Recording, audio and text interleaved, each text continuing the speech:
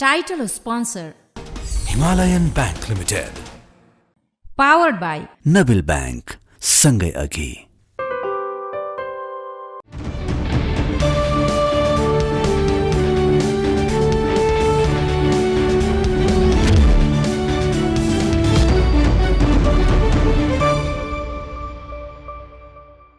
तथ्यमा टेकेर सत्यको खोजी.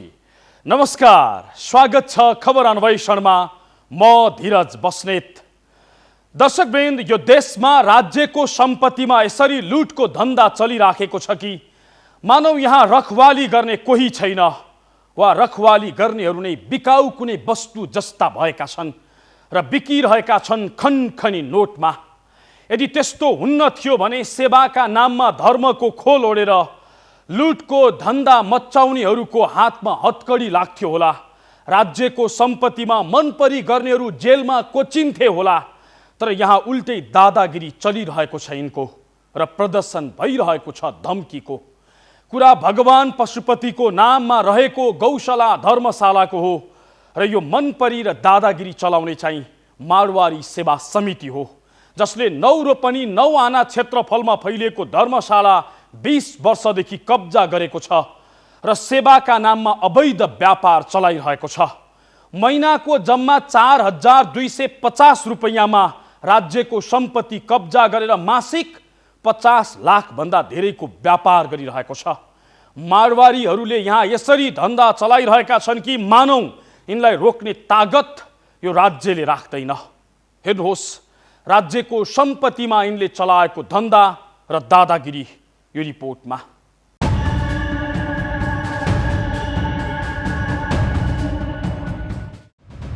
काठमाडौँको गौशाला चोकैमा रहेको एउटा सटरको मासिक भाडा कति पर्ला? कम्तीमा 35,000 रुपैयाँ. तर यो भव्य पशुपति गौशाला धर्मशालालाई हेर्नुहोस्. 9 रोपनी 9 आना क्षेत्रफलमा फैलिएको 5 वटा भव्य भवन र 19 वटा बढी सटर भएको यो धर्मशाला जम्मा 4,250 रुपैयाँमा मारवारीहरूको गिरोहले कब्जामा लिएको छ. त्यो पनि 2-4 वर्षदेखि होइन, 20 वर्षदेखि. जबकि त्यही सम्पत्तिबाट मारवारी सेवा समितिले करिब 50 लाख मासिक आम्दानी गरिरहेको छ. पशुपति क्षेत्र विकास कोषले मारवारी सेवा समितिलाई 2060 साल जेठ 12 गते एक सम्झौता गर्दै वार्षिक रूपमा जम्मा 51,000 रुपैयाँ सहयोग स्वरूप लिने गरी यत्रो भवन सुम्पिएको थियो. कौडीको भाउमा अरबौंको सम्पत्ति सुम्पिएको पशुपति क्षेत्र विकास कोषले आजसम्म भाडा बढाउन सकेको छैन. वार्षिक रूपमा 51,000 तिरेर झण्डै 5 करोड आम्दानी गरिरहेको मारवारी सेवा समिति यो विषयमा छलफल समेत गर्न चाहँदैन.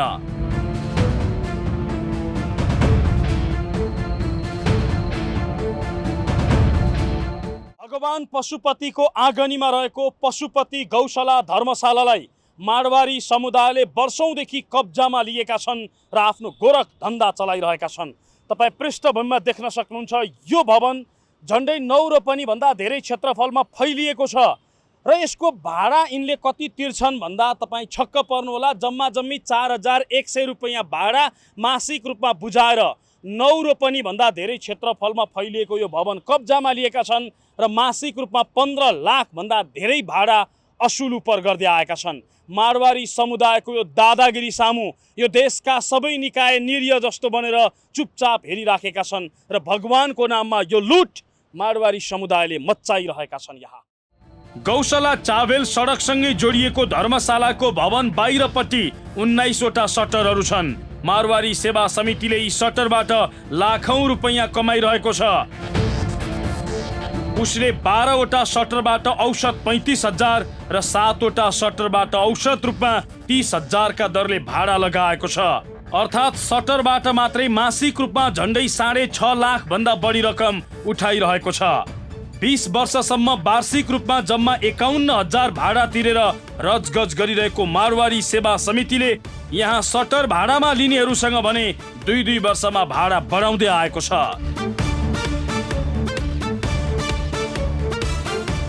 कति समय भयो तपाईँ यहाँ बस्न थाल्नु भएको? हजुर, 4-5 वर्ष भयो. कहिलेदेखि 36,000 तिर्न थाल्नु भएको? नहीं तपाईँ तिर्ने मान्छे हो, यत्रो भन्न किन आनाकानी मान्नु पर्यो? 36,000 चाहिँ तपाईँले कहिलेबाट तिर्न थाल्नुभयो यति भन्दिनु न। तपाईँ त बढाउँछ होला नि भाडा है, वर्ष वर्षमा बढाउँछ भाडा भनेको तपाईँ पहिलादेखि नै यति नै अहिले 2 वर्षको एग्रिमेन्ट हुन्छ हाम्रो। नहीं कति समय भयो त 36 पुगेको भनेको? कि योभन्दा अगाडि कति थियो? 2 वर्षमा भाडा परिवर्तन हुन्छ हो। 10% को दरले बढ्दै जान्छ कि कति? 20%? 32-33,000 कति ठ्याक्कै कति भन्नु? 33,400। अनि कहिले कहिले बढाउँछ भाडा? 2 वर्षमा 10%। 10%ले एउटै भाडा हो नि, सबै अलग अलग छ। यस्तो हुन्छ कि तपाईँको अब यो हामी बस्यौँ नि, अर्को नयाँ मान्छे आएर त्यसलाई सट्टी भयो भने अटोमेटिक भाडा बढाएर लिन्छ। यो सटरको भाडा कति तिर्नुहुन्छ तपाईँ? मैले 32,000 लगभग 32,000 तिर्छु। एग्रिमेन्ट्स कस्तो हो तपाईँको? एग्रिमेन्ट चाहिँ अब हरेक 2 वर्षमा भाडा दर बढ्ने भनेर चाहिँ एग्रिमेन्ट हुन्छ हाम्रो। कति पर्सेन्ट? लगभग 4% 5% जतिको, म्याक्सिमम 5% भनौँ न। 10% बढिरहेछ रे। लगभग 10% बढ्छ अहिले चाहिँ हरेक वर्ष। धर्मशालामा बास बस्नका लागि 270 वटा कोठा छन्। प्रति कोठाको शुल्क 400 देखि 1000 सम्म तोकिएको छ। 20 वटा बेड रहेको हलको शुल्क 2500 तोकिएको छ। मारवाडी सेवा समितिका अनुसार एटेच बाथरुम सहितका कोठाको प्रतिदिन 800, साधारणको 500, साधारण साना कोठाको 400, नयाँ भवनमा बनाइएका साधारण कोठाको 600, P43 कोठाको 1000 र टायल कोठाको 700 शुल्क तोकिएको छ। यसबाट मात्रै मासिक 30 लाखसम्म भाडा उठ्छ। यसका अतिरिक्त साधारण खानाको 120 रुपियाँ तोकिएको छ। अहिले धर्मशाला हो, धर्मशालामा जो कोही आगन्तुक आउनुहुन्छ भने हामी बस्न दिनु परिहाल्छ नि। त खानाको बन्दोबस्त कसरी मिलाउनु भएको छ? खानाको बन्दोबस्त 120 रुपियाँमा निःशुल्क के अरे शाकाहारी शुद्ध शाकाहारी भोजनको व्यवस्था गरिएको छ र खाना स्तरीय छ, यहाँहरूले पनि हेर्न सक्नुहुन्छ। गौशाला धर्मशालाको आम्दानी यतिमा मात्रै सीमित छैन। उत्तरतिर गौशाला छ जहाँ 200 गाई पालिएका छन्। अहिले 60 वटा गाई दुहुना रहेको र दैनिक 500 लिटर दुध बिक्री हुने गरेको धर्मशालाका पदाधिकारीहरू बताउँछन्, जसबाट वार्षिक रूपमा 1.5 करोड भन्दा धेरै आम्दानी हुने गरेको छ। ताकि सम्झौता अनुसार गाई होइन, यहाँ पशुपतिनाथमा छाडिएका साँडे पाल्नु पर्ने थियो। तर साँडे छाडेर गाई पाल्दै मारवाडीहरूले दुधको व्यापार गरिरहेका छन्, त्यो पनि बजारको मूल्य भन्दा महँगो मूल्यमा बेचेर। यसरी वार्षिक रूपमा 5 करोड भन्दा धेरै आम्दानी गर्ने मारवाडी सेवा समितिले पशुपति क्षेत्र विकास कोषलाई तिर्ने भाडा भने पुनरावलोकन गर्न त परको कुरा छलफल समेत गर्न चाहँदैन। कोषका पदाधिकारी र कर्मचारीसँग हेपा व्यवहार गर्ने मारवाडी सेवा समितिका यी नेताहरू 51,000 भन्दा 1 रुपियाँ बढी तिर्दिन के गर्न सक्छौ गर भनेर चुनौती दिँदै हिँडेका छन्। यो विषयमा अख्तियार महालेखा सार्वजनिक लेखा समिति लगायतले प्रश्न गरे पनि न मारवाडीसँग सम्झौता रद्द गरिएको छ, न त समयानुकूल भाडा नै समायोजन गरिएको छ। नेता मन्त्री र प्रधानमन्त्रीकै संरक्षणमा यिनको मनपरी र दादागिरी चलिरहेको छ। कौडीको भाउमा मारवाडी समुदायले कब्जा गरिराखेको यो पशुपति गौशाला धर्मशाला ज्यानजाला उनीहरू छोड्न चाहिराखेका छैनन्। पशुपति क्षेत्र विकास कोष यो कि भाडा पुनरावलोकन गर कि यो छोड भनिराखेको छ। तर मन्त्रीकै संरक्षणमा र पावर भएका नेताहरूकै संरक्षणमा कौडीको भाउमा मारवाडी समुदायले यो भवनमा रजगज चलाइराखेको छ। त्यो पनि 20 वर्षदेखि मासिक जम्मा 4100 रुपियाँ भाडा तिरेर। मन्त्री प्रधानमन्त्रीलाई प्रभावमा पारेर मारवाडी सेवा समितिले रजगज चलाइरहेको यो धर्मशालाको सम्झौता नै अवैध देखिन्छ। यो सम्झौता पशुपति क्षेत्र विकास कोष ऐन विपरीत छ, किनभने ऐनको दफा 18 क मा आफ्नो कार्य सञ्चालनको सिलसिलामा कुनै स्वदेशी वा विदेशी संस्था वा निकायसँग सम्झौता गर्दा नेपाल सरकारको स्वीकृति लिनुपर्ने उल्लेख छ। तर सरकारसँग अनुमति नलिकन यो सम्झौता गरेको पाइएको छ। यति मात्र होइन, सम्झौता नै त्रुटिपूर्ण देखिएको छ। पशुपतिमा विक्रम सम्वत 1997 देखि गौशाला धर्मशालाका नामबाट सञ्चालित यो धर्मशाला चिरकालसम्म निरन्तर चल्दै जाओस् भन्ने वाक्य सम्झौता पत्रमा उल्लेख गरिएको छ। सम्झौता पत्रमा वार्षिक 51,000 सहयोग स्वरूप मारवाडी सेवा समितिले कोषलाई दिने उल्लेख छ। भाडा कति दिने भन्ने कुरा कहीँ कतै उल्लेख गरिएको छैन।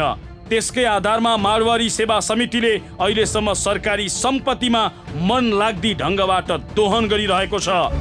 यत्रो भव्य धर्मशालाको वार्षिक जम्मा 51,000 रुपियाँ मात्रै बुझाएर 5 करोड भन्दा बढी असुली गरिरहेका छन्।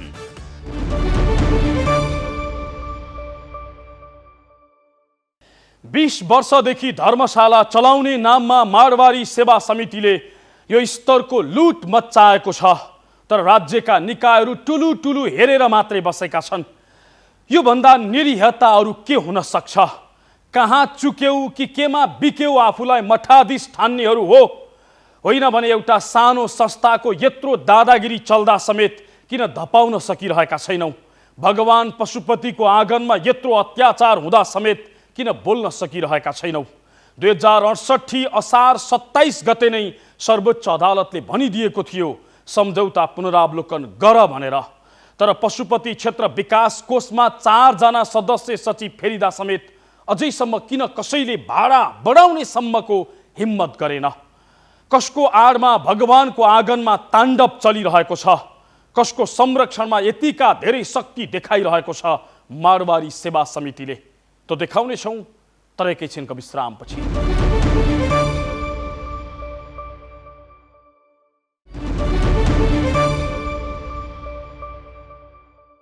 कार्यक्रम खबर अन्वेषण हेर्दै हुनुहुन्छ। आजको श्रृङ्खलामा हामी पशुपतिको गौशाला धर्मशालामा मारवाडी सेवा समितिले 20 वर्षदेखि चलाइरहेको मनपरी र दादागिरी देखाइरहेका छौँ। न भाडा समायोजन गर्न चाहने न त धर्मशाला नै छाड्न मान्ने। यो कस्तो दादागिरी हो? सेवाका नाममा असुली धन्दा चलाउने र मनपरी व्यापार गर्ने यो कस्तो तरिका हो?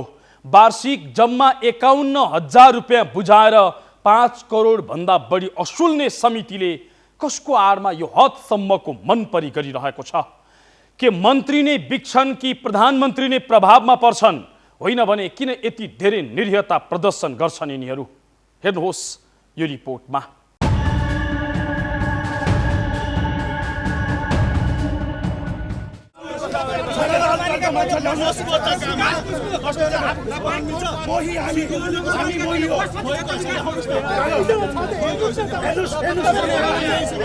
गौशाला धर्मशाला क्षेत्रमा मारवाडी सेवा समितिले बनाएको अवैध संरचना भत्काउन पशुपति क्षेत्र विकास कोषका कर्मचारी र पदाधिकारी पुग्दा भएको झडपको दृश्य हो यो। 9 रोपनी 9 आना जग्गामा बनेको धर्मशाला कौडीको भाउमा लिएका मारवाडीहरूले मनपरी ढङ्गबाट टहरा बनाएर असुली धन्दा चलाउँदै आएका थिए, जसलाई रोक्न गत मक्सिर 10 गते कोषले डोजर चलाउन खोज्दा मारवाडीहरू यसरी जाइ लागेका थिए। 35 दिने सूचनालाई व्यवस्था गर्दै दादागिरी शैलीमा उत्रिएका थिए।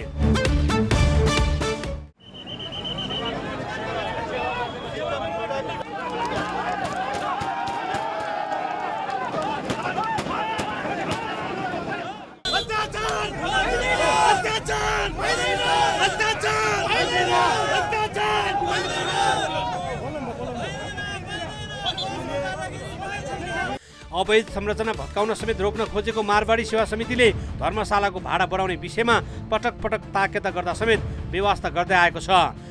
वार्षिक 5 करोड भन्दा धेरै रकम कमाउँदै आएको समितिले भाडा भने वार्षिक रूपमा जम्मा 51,000 मात्रै बुझाउँदै आएको छ। 20 वर्ष अघि गरेको सम्झौता पुनरावलोकन गर्नै नचाहने समितिले उल्टै अदालतमा मुद्दा हालेर दादागिरी देखाइरहेको छ। कि भवन छाड कि भाडा बढाउने गरी सम्झौता पुनरावलोकन गर भन्दा उल्टै अदालत धाएर मारवाडी समितिले पशुपति क्षेत्र विकास कोषलाई तर्साउन खोजिरहेको छ। धर्मशाला कब्जा गरेका मारवाडीहरूले यहाँ भित्र पसेर रिपोर्टिङ गर्न समेत नदिने र उल्टो धम्क्याउने गरेका छन्। हामी रिपोर्टिङमा पुग्दा यहाँका कर्मचारीले यस्तै व्यवहार देखाए। अनुमति लिएर आउनुस् भन्दै भिडियो खिच्न समेत रोक्ने प्रयत्न गरे।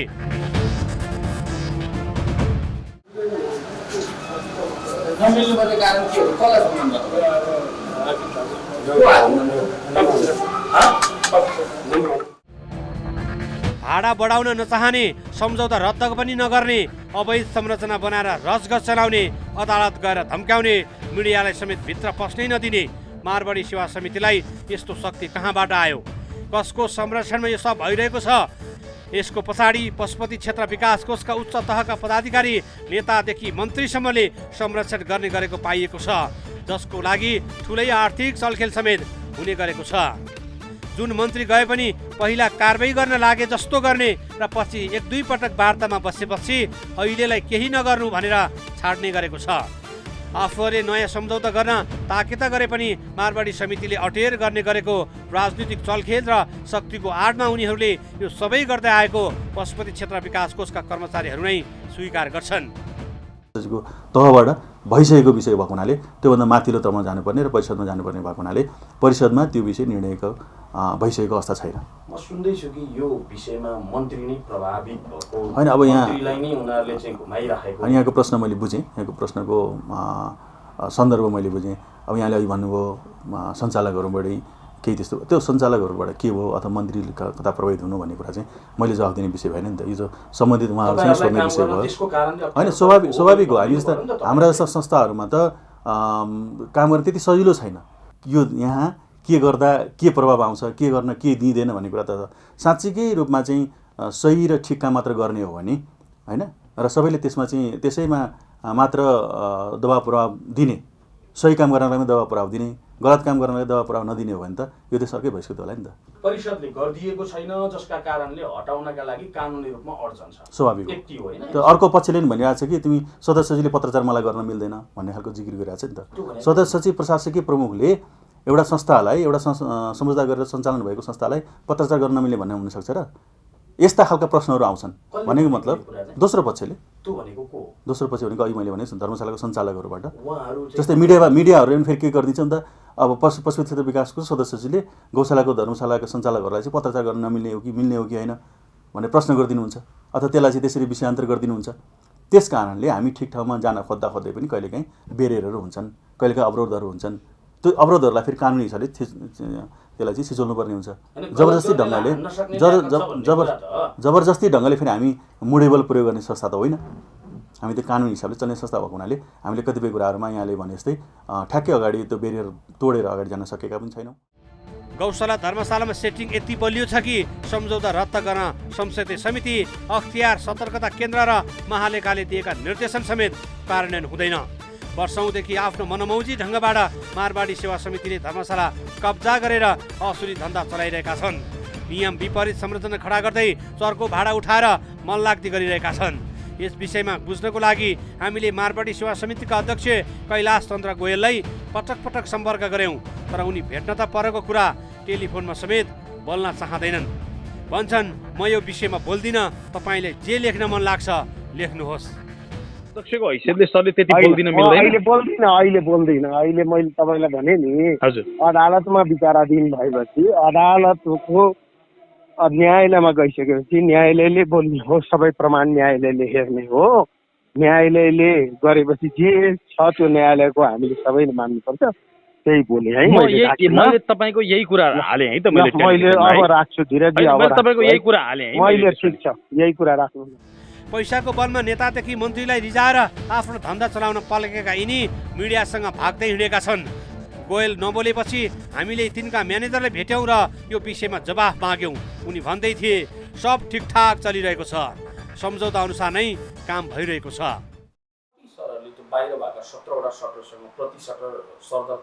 अब हेरी छ, त्यो 12-14 हजारदेखि लिएर 30-35 हजारसम्म छ।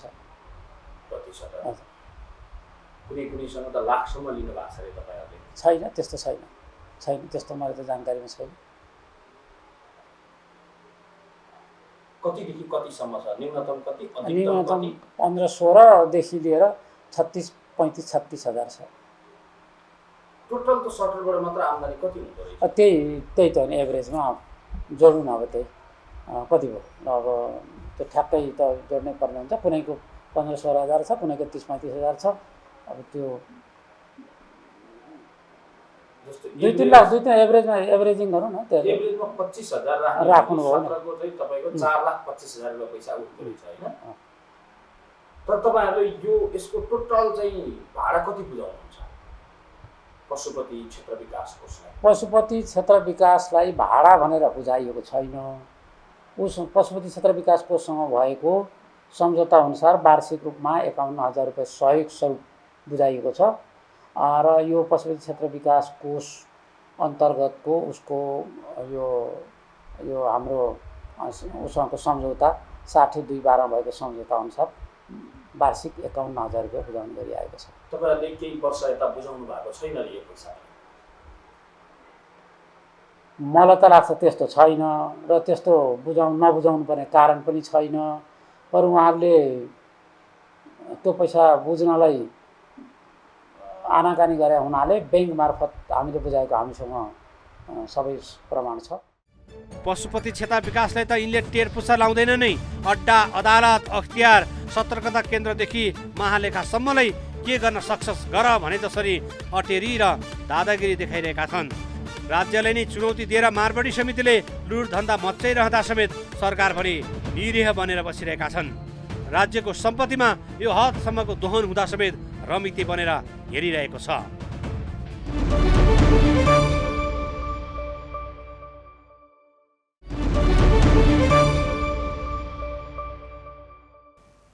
कार्यक्रम खबर अन्वेषणमा पुनः स्वागत छ। आजको श्रृङ्खलामा हामी पशुपतिको जग्गा र धर्मशालामा चलेको मनपरी देखाइरहेका छौँ। एकातिर 20 वर्षदेखि मारवाडी सेवा समितिले कौडीको भाउमा धर्मशाला कब्जा गरेको छ, अर्कोतिर पशुपति क्षेत्र विकास कोषकै संरक्षणमा भवनहरू मन लाग्दी ढङ्गबाट सेटिङमा सुम्पिने काम चलिरहेको छ। अघिल्लो पटक नै 50 लाखभन्दा धेरै रकम नबुझाएको कम्पनीलाई कोषले माधव सुमार्गी स्मृति भवन पुनः ठेक्का दिएको छ र भगवानको आँगनमा उसले पनि लुटको धन्दा मच्चाएर ताण्डव नृत्य देखाइरहेको छ। बाँकी हेर्नुहोस् यो रिपोर्टमा।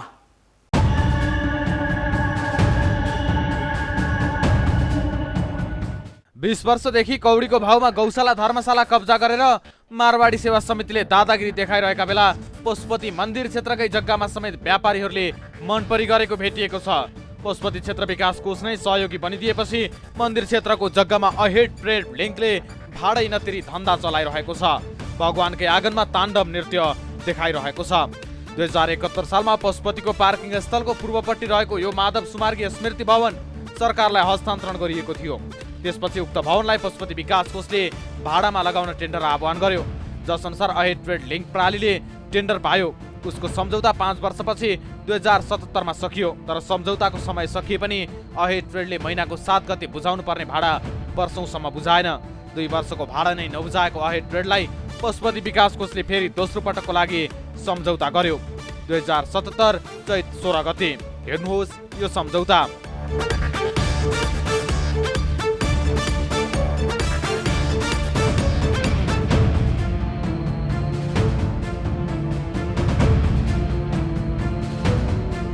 अघिल्लो पटक नै 2 वर्षको भाडा अर्थात् 70 लाखभन्दा बढी रकम तिर्न बाँकी थियो।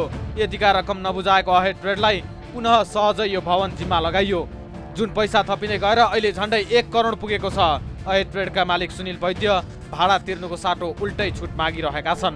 हाक्का हाक्की भाडा तिर्न सक्दिन भन्दै चुनौती दिइरहेका छन्। मैले भनिसकेँ, स्वीकारिसकेँ, बुझाएको छैन, बुझाउनु बाँकी छ भनेर तपाईँले भनिसकेको छ। यो 2 वर्ष लकडाउन कुरा हो। त्यो बेलामा त राज्यले आफैले हेर्नु पर्थ्यो जनतालाई। सबैलाई प्रेम के अरे आचार्य बनाउनु त होइन नि राज्यले। हामी पनि राज्यलाई के दिन्छौँ, हामीलाई पनि काम गरे बाबत के हुन्छ भनेर काम गरे हो नि त। तर राज्यले सबैलाई प्रेम आचार्य बनाउनु त होइन नि त। हामी त म त दिन्छु, तिर्छु, कतिसम्म तिर्छु भनेर भनिरहेको छु। अहिले पनि भागेको छैन।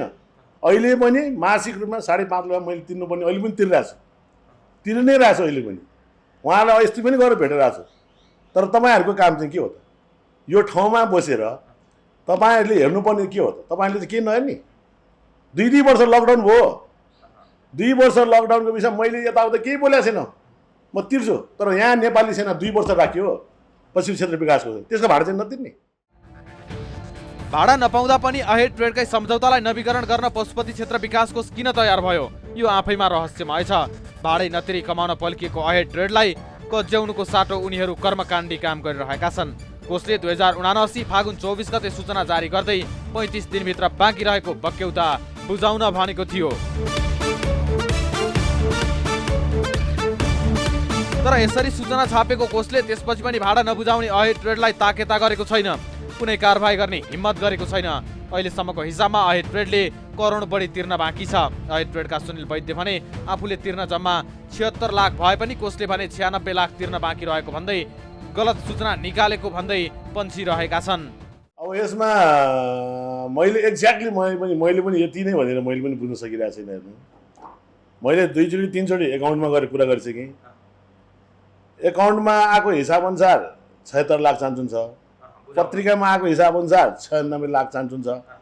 तर कोषका स्वयं कोषाध्यक्ष उहाँले मैले मेरो साथीहरूमा भेट हुँदाखेरि पनि 3 करोड बुझाउनु पर्ने छ अरे सुनिल वैद्यले अथवा हाम्रो कम्पनीले भनेर हिँडिराख्नु भएको छ अरे उहाँहरू। मैले उहाँहरूको कस्तो कति मैले गरेको कुरा गरिरहेको छु नि, हिजो छोडेर अस्ति भर्खर पनि गएको म। उहाँहरूको संस्थागत रूपमा उहाँहरूको कुरै छैन कि, संस्थागत रूपमा आउनु पऱ्यो नि कुरा हुँदा जे चिज पनि मैले तिर्नुपर्ने छैन भनेको थिएँ, तिर्नुपर्ने छ। तर उहाँहरूको व्यक्तिगत कुराहरू चाहिँ आउनु पऱ्यो, संस्थागत रूपमा आउनुहोस्। तपाईँले के हो मैले तिर्नुपर्ने कुरा, राज्यको पैसा मलाई 1 रुपियाँ पनि चाहिँदैन भनिदिएको छु मैले उहाँहरूलाई। यता पशुपति विकास कोषले भने निरन्तर ताकेता गर्दा पनि भाडा नपाएको बताउँछ। त्यति बेला भाडा नतिर्दा पनि सम्झौता नवीकरण कसरी भयो भन्ने प्रश्नमा विकास कोषले विभिन्न दायित्व निर्वाह गराउनको लागि पनि पहिलो पटक भएको सम्झौतालाई नवीकरण गर्ने गरेको जवाफ दिएको छ। तर उठाउन बाँकी भएको रकम जसरी पनि उठाउने कोषको दाबी छ। टेन्डरबाटै उसले प्राप्त गरेको र टेन्डरबाट प्राप्त गरेकोलाई फेरि थप गर्न सक्ने प्रावधान भएअनुसार उसले बिचमा कोभिडको कारण देखाएर त्यो बेलामा त्यहाँ भनौँ न हुने सामाजिक कार्यहरू जे जस्तो त्यहाँ इन्कम भनौँ न एक किसिमको कन्ट्र्याक्ट भइसकेपछि उसले केही इन्कम गर्ने र त्यसको इन्कमको आधारमा प्रथम पक्षलाई भाडा बुझाउने भन्ने कुरा हुन्छ। इन्कमको आधारमा कि निश्चित तोकिएको थियो वार्षिक यति तिर्ने भनेर? वार्षिक यति तिर्ने भन्ने तोकिएको हुन्छ। 5 लाख अहिले तोकिएको छ, मासिक 5 लाख मासिक 5 लाख छ। मैले भन्ने खोजेको के हो भने कोभिडको बेलामा जो त्यहाँ बस्ने खालको अवस्था भएन अथवा त्यो व्यावसायिक हिसाबले सञ्चालन भएन। त्यस कारणले मैले कोभिडको बेलामा सबैतिरका बिजनेस व्यवसायहरू सबै खालका पेसाहरू चाहिँ ठप्प भएको अवस्थामा मैले चलाउन सकिनँ भन्ने खालको अवस्था भयो र उसले बाँकी भएको बगौतालाई पनि मैले किस्ताबन्दीमा तिर्छु भन्ने हिसाबले उसलाई कुरा गरिसकेपछि फेरि म्याद थप गर्दाखेरि उसले 6 महिनाभित्र बाँकी बगौता तिर्दै जाने हिसाबले चाहिँ फेरि पुनः सम्झौता गरिएको। भाडा तिर्न आनाकानी गरिरहेको अहेड ट्रेड भने अदालत जाने भन्दै धम्की दिन थालेको छ। अझै पनि विकास कोषले ताकेता गरिरहे कानुनी उपचारमा जाने उसको चेतावनी छ। अब म कानुनी रूपमा पनि अगाडि बढ्छु कि मैले त्यतिकै उनीहरूले तिर भनेर चाहिँ अब चाहिँ तिर्दिनँ कि मलाई बाहिर बदनाम गरिसकेपछि उनीहरूले कानुनी रूपमा मलाई सकाउन खोजेपछि अब उनीहरूले तिर भनेर पनि म तिर्दिनँ कि अब म कानुनी रूपमा अगाडि बढ्छु। 2 वर्षको पैसा भाडा पनि मलाई चाहियो। 2 वर्ष होइन तपाईँको 4 वर्ष 5 वर्ष भइसक्यो भाडा मलाई पैसा नदिएको, त्यसको 10% तपाईँ मलाई क्षतिपूर्ति पनि चाहियो। राष्ट्रिय सतर्कता केन्द्रले कोषले माधवराज सुमार्गी स्मृति भवन भाडा बापत अहेड ट्रेड लिङ्कसँग 87,67,000 असुल्न निर्देशन दिएको थियो। पछिल्लो पटकको सम्झौता अनुसार मासिक 5 लाख भाडा निर्धारण भए पनि उक्त रकम नबुझाएको भन्दै सतर्कताले भाडा ब्याज र जरिवाना समेत असुल्न भनेको हो। कोषले त्यसअघि मासिक 3,01,000 भाडा कायम गरेर 5 वर्ष सम्झौता गरेको थियो। तर भाडा वार्षिक 20% वृद्धि हुने भनिए पनि सम्झौता विपरीत 10% वृद्धि गरिएको भन्दै सतर्कताले भाडा सम्झौता नै गैर कानुनी भनेको छ। हरेक महिनाको 7 गते नै भाडा उठाउनु पर्ने भए पनि कोषले भाडा किन उठाएन? भाडा नियमित रूपमा नपाउँदा पनि किन सम्झौता नवीकरण गर्यो? बक्यौता रकम नउठ्दा पनि सम्झौता नवीकरण गर्दा पशुपति विकास कोषको नियतमाथि नै प्रश्न उठेको छ भने यस्ता खालका व्यवसायको मनोबल बढ्दै गएको छ।